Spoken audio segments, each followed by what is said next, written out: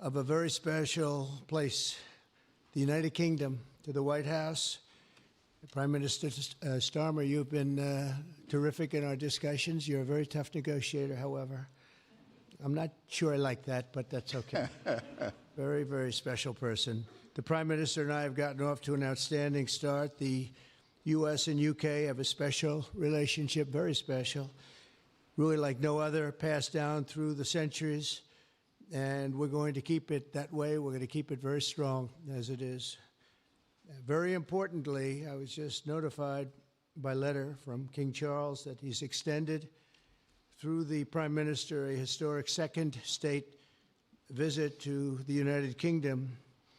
And that's a great honor because it's never happened before. One person has never been extended that honor, and I really do call it an honor, but it's not for me, it's for our country. It's respect for our country. So I just want to thank you, and I want to thank King Charles. Thank you very much, and we accept.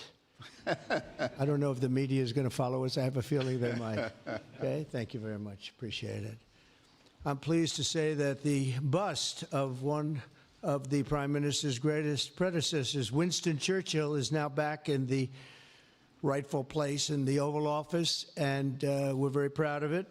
Our meeting today and the various breakout sessions we had were tremendously productive. Most importantly, I provided the Prime Minister with an update on our efforts to end the bloody and horrible war in Ukraine with Russia, which would never have happened if I were president. That was not going to happen. I promise you that. After 3 years of hellacious conflict, approximately 1 million Ukrainians and Russians have been senselessly killed, but the number, I believe, is much higher than that. Countless schools, hospitals, towns, and beautiful ancient churches have been absolutely obliterated. To begin the process of ending this spiral of death, I had historic back-to-back calls with President Putin, very successful calls, I might add, and President Zelensky, and my team also spoke with the Secretary General of NATO on numerous occasions, and we're working very hard to get that war brought to an end. I think we've made a lot of progress, and I think it's moving along pretty rapidly. And I want to thank all of the people that are here that have been working on it. And we'll let you know what happens. It'll either be fairly soon or it won't be at all. In addition, this week I met with President Macron of France, as you know, and held talks with members of the G7. Tomorrow, the progress toward peace will continue when President Zelensky visits the White House. He'll be here tomorrow in the early part of the day, and we'll be signing a historic agreement that will make the United States a major partner in developing Ukraine's minerals and rare earths and oil and gases, and we have a great understanding. I think it's going to be great for Ukraine. We're going to be at the site, and we'll be digging. We'll be digging. Dig we must. A big utility in New York con us, and they used to have a sign, dig we must, and we will be digging. But much of the European aid to Ukraine has been sent in the form of loans for which they expect to be paid back, and we didn't have that honor under the Biden administration. He sent money, or just sent it, money after money after money, and never had any knowledge of ever seeing it back. Maybe $300 to $350 billion, but under the breakthrough agreement, very unusual, which everyone said was difficult to get, but it's really very good for Ukraine and very good for us. The American taxpayers will now effectively be reimbursed for the money, and hundreds of billions of dollars poured into helping Ukraine defend itself, which by and of itself is a very worthy thing to do. We've paid far more than any other country, and with most of our support, it's been paid in military, the finest weapons anywhere in the world. This includes vast amounts of military hardware, ammunition, and various other things that we now have to start rebuilding our own stockpiles. Additionally, the minerals agreement will provide the basis for a more sustainable future relationship between the United States and Ukraine, and thus stimulate the long-term prosperity that will help the Ukrainians rebuild their country. It's been demolished. And the ruined infrastructure, the infrastructure, as you know, is in very bad shape. In just over 1 month, our administration has already achieved more progress toward peace than years in the other administration where they did nothing toward peace. They didn't understand what was happening. Our approach is basically common sense. As I said, so many of the things that we do are based on common sense. If you want peace, you have to talk, both sides. As I discussed with Prime Minister Starmer, the next step we're making is toward a very achievable ceasefire. We hope that that can happen quickly because thousands of young people, in this case, we're not talking about Americans, we're talking about Ukrainians and Russians are being killed every week, thousands. And it's a rough battlefield. It's a flat piece of land, and the bullet only stops when it hits somebody. And this week, I saw the reports, and it's I don't even want to say what they are, but thousands of people, young, vibrant people died. And we want to stop that. Senseless. Should have never happened. This will lay the groundwork for a long-term peace agreement that will return stability to Eastern Europe and hopefully ensure that such a terrible war will never happen on European soil or, for that matter, anywhere again. It's a horrible thing that's going on. The disaster in Ukraine shows exactly why it's so important for the United Kingdom and other NATO partners to make large investments in their defense capabilities. In many cases, 4% or 5% of GDP would be appropriate. I know that they're raising it. I just read an article, a great article, about the work you're doing in the U.K. as to the military. You're raising it quite a bit, which is a great thing to do for your country. It's a great thing to do. It's sad that we need that, but probably need that. So congratulations on that. I know you got it through. After years of chronic underfunding, there's an urgent need to catch up for some countries. And I want to thank the Prime Minister once again for traveling here today. Working together, I believe that we'll once again demonstrate the power of our country's unique friendship. This is indeed a unique friendship. It's been many years, and I think it's only gotten stronger, and we will make sure that it stays that way. We're going to have a great trade agreement. One way or the other, we're going to end up with a very good trade agreement for both countries, and we're working on that as we speak. I think we'll have the confines. I think we'll have something maybe even in terms of possibilities agreed to very shortly. JD's working on it, Vice President, and Scott, and I'm just looking at this all from Mike. You're going to work on it. Everyone's going to work on it. We'll see if we can do something pretty quickly, but we're going to make some great trade agreements with the U.K. and with the Prime Minister, and it'll happen very quickly. So I just want to thank you again, and please thank King Charles for the invite, and I look forward to you giving our acceptance on behalf of the United States of America. Thank you very much, sir.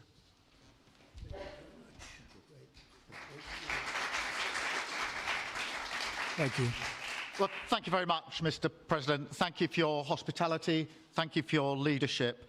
This has been a very good and very productive visit. And with your family roots in Scotland and your close bond with His Majesty the King, it's good to know that the United Kingdom has a true friend in the Oval Office. And it was so good to see the bust of Winston Churchill back in its rightful place just a moment ago. But look, in a moment of real danger around the world, this relationship matters more than ever. We remain each other's first partner in defence, ready to come to the other's aid, to counter threats wherever and whenever they may arise. No two militaries are more intertwined than ours. No two countries have done more together to keep people safe. And in a few weeks, we mark VE Day, the 80th anniversary of victory in Europe. Britain and America fought side by side to make that happen. One of the greatest moments in our history. We stand side by side still today, and we're focused now on bringing an enduring end to the barbaric war in Ukraine. Mr. President, I welcome your deep and personal commitment to bring peace and to stop the killing. You've created a moment of tremendous opportunity to reach a historic peace deal, a deal that I think would be celebrated in Ukraine and around the world. That is the prize. But we have to get it right. There's a famous slogan in the United Kingdom from after the Second World War. That is that we have to win the peace. And that's what we must do now. Because it can't be peace that rewards the aggressor or that gives encouragement to regimes like Iran. We agree history must be on the side of the peacemaker, not the invader. So the stakes, they couldn't be higher. And we're determined to work together to deliver a good deal. We've discussed a plan today to reach a peace that is tough and fair, that Ukraine will help shape, that's backed by strength, to stop Putin coming back for more. I'm working closely with other European leaders on this, and I'm clear that the UK is ready to put boots on the ground and planes in the air to support a deal, working together with our allies, because that is the only way that peace will last. Mr. President, in this new era, you're also right that Europe must step up. And let me tell you now, I see the growing threats we face, and so the UK is all in. This year we'll be giving more military aid to Ukraine than ever, and just this week I've set out how we're shouldering more of the security burden. We're already one of the biggest spenders in NATO, and now we're going much further, delivering Britain's biggest sustained increase in defence spending since the Cold War. This isn't just talk, it's action, rebalancing the transatlantic alliance, making us all stronger, and standing up for our shared values and shared security, as Britain always has. And Mr. President, it's no secret we're from different political traditions, but there's a lot that we have in common. We believe it's not taking part that counts. What counts is winning. If you don't win, you don't deliver.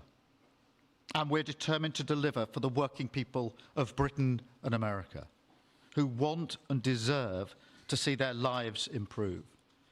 So we're both in a hurry to get things done, and that's what the UK and US do when we work together. We win and we get things done. So we'll do what it takes to keep our people safe. We'll also work together to deliver some big economic wins that can benefit us both. We have a $1.5 trillion invested in each other's economies, creating over 2.5 million jobs across both economies. Our trading relationship is not just strong, it's fair, balanced and reciprocal. We're leaders together in so many areas, ranked 1 and 2 in the world as investment destinations, 1 and 2 for universities, 1 and 2 for Nobel Prizes, 1 and 2 in golf as well, by the way. And we're the only 2 Western countries with trillion-dollar tech sectors, leaders in AI. And look, we take a similar approach on this issue. Instead of over-regulating these new technologies, we're seizing the opportunities that they offer. So we've decided today to go further, to begin work on a new economic deal with advanced technology at its core. Look, our 2 nations together shaped the great technological innovations of the last century.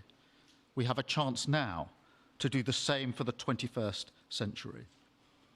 I mean, artificial intelligence could cure cancer. That could be a moonshot for our age. And that's how we'll keep delivering for our people. There are so many opportunities. Keep our nation strong and fulfill the promise of greatness that has always defined this relationship. Finally, to underline the importance of this bond, it was my privilege and honour to bring a letter with me today from His Majesty the King, not only sending his best wishes, but also inviting the President and the First Lady to make a state visit to the United Kingdom, an unprecedented second state visit. This has never happened before. It's so incredible, it will be historic. And I'm delighted that I can go back to His Majesty the King and tell him that President Trump has accepted the invitation. So thank you. Our teams will now work together to set a date, and we look forward to welcome you in the United Kingdom. Thank you once again. Thank you very much. What a beautiful accent. I would have been president 20 years ago if I had that accent. Thank you very much. Okay, let's see here. Go ahead, please. Thank you, Mr. President. Earlier today, you told me that you believe that foreign countries pay tariffs, but Americans who are concerned about higher prices believe, as most people do, that they're paid by consumers and importers when they import things into this country. Can you explain how you came to this belief that foreign governments are paying tariffs? And for the Prime Minister, did you discuss with President Trump his repeated statements of desire to annex Canada? And has the King expressed any concern over the President's apparent desire to remove one of his realms from his control? So I'll go ahead. The first part, the tariffs are necessary because we've been treated very unfairly by many, many countries, including our friends, friend and foe. But we've been treated very unfairly in trade at levels that nobody's really ever seen before, and especially under the Biden administration, they really took advantage of the United States. I put massive tariffs on China during my 4 years. We had the best economy in the history of our country. Probably the best economy, maybe the best economy in the history of the world. And I used tariffs to even things up. And in particular with China, we took in hundreds of billions of dollars and we had no inflation. And it's a myth. It's a myth that's put out there by foreign countries that really don't like paying tariffs, and especially to even up. So we've been treated badly by a lot. We're using tariffs. And I find, and you just have to look at the numbers, but I find that it's not about inflation. It's about fairness. And the inflation for us has not existed. And I don't think it's going to exist. We're going to bring our car industry back. We're going to bring our chips back. We're going to bring so many things back to our country, including pharmaceuticals and drugs. And the thing that's going to get us there is tariffs. And I say often it's my favorite word in the dictionary, but I always preface that by saying now, because I got into a lot of trouble with the fake news where they say that's not good. So I say God, love, family, wife, they're all my favorite words, but tariff is about number 4 or 5 on the list. But I will tell you, it's going to make our country rich, and it's going to stop us from being a laughing stock all over the world, because we have been taken advantage of like no country has ever been taken advantage of. Thank you very much. And look, we had a really good discussion, a productive discussion, a good discussion, as a result of which our teams are now going to be working together on an economic deal. Our teams are going to be working together on security in Ukraine. You mentioned Canada. I think you're trying to find a divide between us that doesn't exist. We're the closest of nations, and we had very good discussions today, but we didn't discuss Canada. Thank you. Please. Go ahead. Go ahead. Yes. Thank you. Hi, Natasha Clark from LBC. Mr. President, you've said you're working on a new trade deal with Britain, which we of course welcome. President Obama once said Britain was at the back of the queue for that trade deal. Where are we now? When do you think we're going to see that? And Prime Minister, the BBC has today admitted serious flaws over the recent Gaza coverage, suggestions of payments made to people linked to Hamas. Does the BBC still have your trust? Thank you. Well, they didn't do well with President Obama. He'd never got a lot of things done, and he didn't get a trade deal done that was of any importance or magnitude. We've had great discussions on trade, and I think we're going to have a deal done rather quickly as it can be done. We're going to have something, I think, rather quickly. We expect to do that. Okay? Please. On the BBC, look, I've been concerned about the programme in question. The Secretary of State had a meeting with the BBC. I think it was yesterday, could have been the day before. Thank you. Jeff, go ahead. Thank you, sir. Pardon me. Mr. President, do you support Article 5 of the NATO treaty? And are you concerned that it might be triggered if European peacekeeping forces end up in Ukraine? I support it. I don't think we're going to have any reason for it. I think we're going to have a very successful peace, and I think it's going to be a long-lasting peace. And I think it's going to happen hopefully quickly. If it doesn't happen quickly, it may not happen at all. And we want it for two reasons. Number one, I want to see on a humane basis, I want to see soldiers stop getting shot, because largely it's soldiers now. Towns have been obliterated, but it's largely that. And I don't want to pay billions and billions and billions of dollars, nor does the Prime Minister or anybody else, on a senseless war that should have never happened. And we're going to get it taken care of. But I think it's going to be a peace that's going to be long-lasting. Do you have a question for the Prime Minister? Thank you. Mr. Prime Minister, you were asking the President today about a backstop for Europe if the peacekeeping force ends up in Ukraine.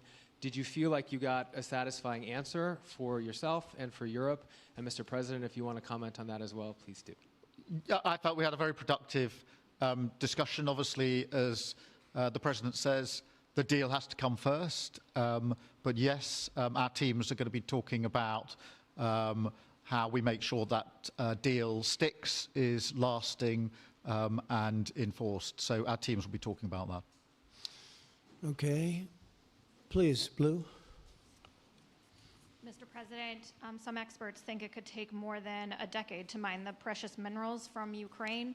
How much should the U.S. expect to receive, and when do you expect to see that come to fruition? Well, we're never going to know that answer, but by our being in Ukraine and doing the exploration and also the digging and taking the rare earth, which we need in our country very badly, we'll be doing a substantial amount of work, probably about at least what we have in there, and we hope to be able to do that.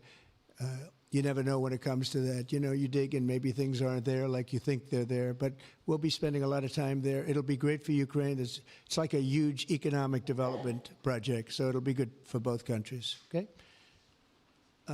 Please. Prime Minister, excuse me, Prime Minister, you've talked about putting British soldiers' boots on the ground in Ukraine in the event that President Trump succeeds with his peace deal.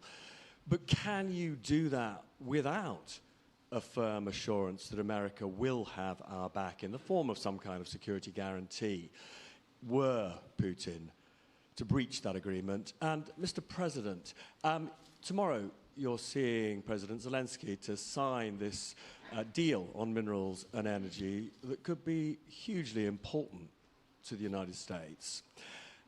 Will you take the opportunity to apologize to him for calling him a dictator while praising Vladimir Putin, who is a dictator?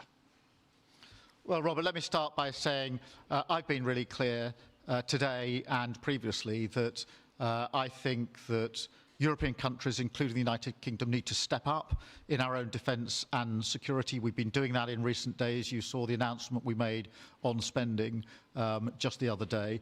In addition to that, I've made it clear that the United Kingdom will play its full part in ensuring that if there's a deal, and we hope there is a deal in Ukraine, that is a lasting deal that sticks. And we're obviously working with other European countries on that, France and NATO in particular. But I think I'm hosting 18 countries on Sunday to further our discussions. You heard from the President this morning that, you know, as historically has always been the case, we have each other's backs. And today we've been talking about the deal, how that will be a lasting deal. And coming out of this, our teams will now be talking in detail about that. And I think we're going to have a very good meeting tomorrow, 11 o'clock. And I think we're going to have a very good meeting tomorrow morning. We're going to get along really well. Okay? We have a lot of respect. I have a lot of respect for them. We've given them a lot of equipment and a lot of money, but they have fought very bravely, no matter how you figure it. They have really fought. Somebody has to use that equipment, and they have been very brave in that sense. Yeah, please, go ahead. ceasefire deal is nearing an end this Saturday, and there's been some worry that phase 2 might never get there. Do you believe that phase 2 of the ceasefire in Gaza will come to fruition? And have you spoken to Netanyahu about it? And for the Prime Minister, this peacekeeping deal has been pushed forward by the UK and France as well. Have you been in discussions with any other European countries to join this initiative? And are you expecting Commonwealth countries to also join the effort? Thank you. So we're working very hard in the Middle East and Gaza and all of the problems, and it's been going on for years and years and centuries and centuries. It's a tough neighborhood, but it could be a very beautiful neighborhood, and I think we're going to come up with some pretty good solutions. But phase 1 is almost complete. We've had some people that have been very seriously injured, very seriously hurt, both physically and mentally. They've come out of there very, very, and some of them in very, very bad shape. It's shocking. Many young people aren't in bad shape. Young people are strong, healthy. They don't die. People have come out dead, young people and old people. It's a rough situation, but I think we're going to make it much better, and I think that we've had a huge impact on that since we've been in just the 4 weeks. I think we've had a huge impact on Gaza, the Middle East, and we have some pretty good talks going on concerning lots of other people that are going to make it better. So we'll see what happens. Nobody really knows, but we'll see what happens. But I think we've had a very positive impact. Prime Minister? Yeah, on the question of the European countries, yes, I've spoken to a number of countries, particularly in the last few weeks. We had a meeting in Paris last week. I've got a meeting on Sunday with 18 countries to further our discussions. Obviously, we've been talking quite intensely to our French colleagues and to NATO, but to other countries as well, because, as I say, I think it's important for European countries, including the United Kingdom, to step up and do more in the defence and security of Europe and our continent and the United Kingdom, and we'll do so. Well, we're talking to a number of other countries. Thank you. Yes, in the red, please. Pink red, flaming red. Is it me or her? Go ahead. Okay, thank you, Mr. President. A question on Ukraine. Number one is, if you're not considering the security guarantees, are you open to other forms of, for example, intelligence cooperation with Ukraine? And Mr. Prime Minister, President Trump has proposed a plan for Gaza. Does this fit into the two-state solution that the UK held for a long time? Do you see it fit into your general Middle Eastern strategy? Thank you so much. Yeah, thank you very much. We're open to many things, but before I even think about that, that's almost pleasant to think about because that would mean that peace has been arrived at. We have to arrive at that peace. And, you know, you went 3.5 years with an administration that never even really had a meeting. They didn't have a meeting on peace. And there was no prospect of peace. I think, frankly, Russia wanted to go through the whole long deal. I don't think they do anymore. I don't think they do. We had a very big impact on that whole situation. But I don't like talking about phase 2 until I get phase 1. Phase 1 is I have to make peace. And we have to get Russia to agree. We have to get Ukraine to agree. And I think we will, I think we've come a long way. I believe we're going to get it done. I wouldn't say that if I didn't think so. And I think it will be very important, very historic, and we're going to save a lot of lives. On the question of Gaza, the last few weeks of the ceasefire have been very impactful, and for me there are two images that I remember more than any other. The first is Emily Damari, who is British, being reunited with her mother. You may remember she had her fingers missing after what she endured. That was an incredible moment. I'd spent a lot of time with her mother whilst she was held captive, and her mother went through absolute torture. The other image was thousands of Palestinians marching through rubble, trying to return to their communities and their homes. So we have to do everything we can to ensure that the ceasefire continues, so that more hostages can be returned, so that aid can be brought in that's desperately needed. We need to allow Palestinians to return and to rebuild their lives, and we must all support them in doing that. And yes, I believe that the two-state solution is ultimately the only way for a lasting peace in the region. And think of that. She came home with her fingers and part of her hand blown off. That's terrible. How bad does it get? And we had others that came home in much worse shape than that. Yeah. It's a terrible situation. Please, yes. Thank you. Mr. President, did our Prime Minister persuade you not to put tariffs on the UK? And if I may, Prime Minister, do you think that Vladimir Putin is a man who will keep his word? Thanks.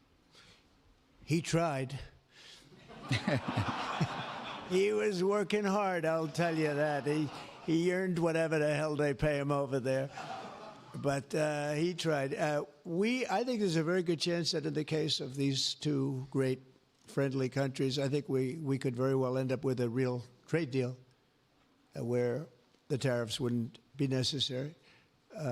We'll see. But he earned whatever they pay him. He earned today. He was working hard at lunch, and I'm very receptive to it. I think in all fairness, in all seriousness, I think we have a very good chance at arriving at a very good deal. JD and Scott and Howard, all the people are working on it, and I think we have a good chance at arriving at a deal that could be terrific, really terrific for both countries. Okay? Thank you. On the second part of the question, I think my views on Putin are pretty well rehearsed and pretty well known. My concern is that if there's a deal, and I hope there is a deal, that it must be a lasting deal, that it's not a temporary measure. And that is why I think it's really important that Putin knows that this deal, a historic deal, which I very much hope comes about, is there, and it's a lasting deal. And that we're able to deal with any inclination he has to go again or go further.